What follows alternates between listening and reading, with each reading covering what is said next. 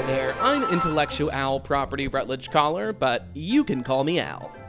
On the last Intellectual Property Ranch, we released 5 of our classic superhero designs into the public domain. But what's a hero without a villain? This week, we're gonna meet some big bad antagonists that need to be punched. It's the oldest story in the world. Good punches evil. It's the stuff of our ancient myths like the Epic of Gilgamesh, as well as classic literature like Dostoevsky's Crime and Punchmen. That's why we're proud to release these 5 classic supervillain character designs into the public domain for free, Creative Commons License 0. You can do whatever you want with these characters now, and I can't stop you.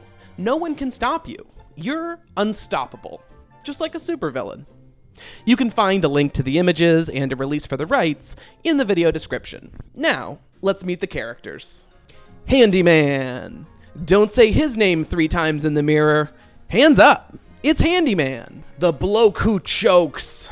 Hans Handover was once a poor carpenter who dug up coffins to steal the wood to make doors and tables, but he got cursed by a ghost, and now he's the Handyman. With one hand in his pocket, the other one's flicking a cigarette, and another one is crushing your skull without mercy. Handyman. Adreno Kid.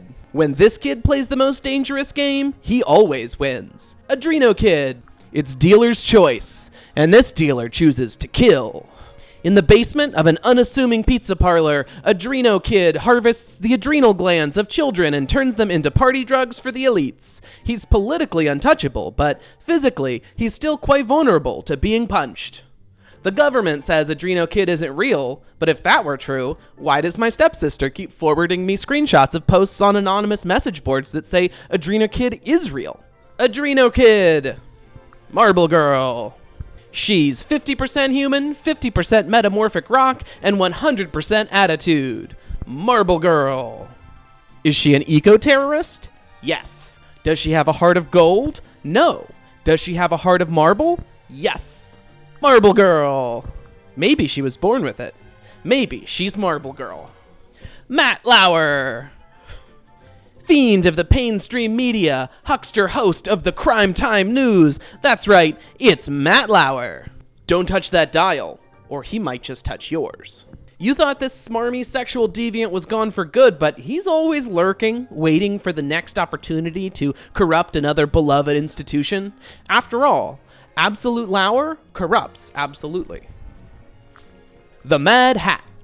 The beatdown in a bonnet who doffs his cap for no one. It's the Mad Hat, the hat with a mind of his own.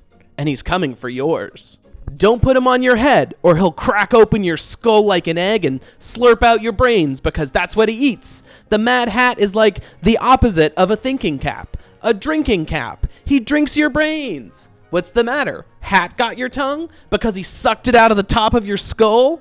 Beware what you wear. It's Malice in Hungerland with the Mad Hat.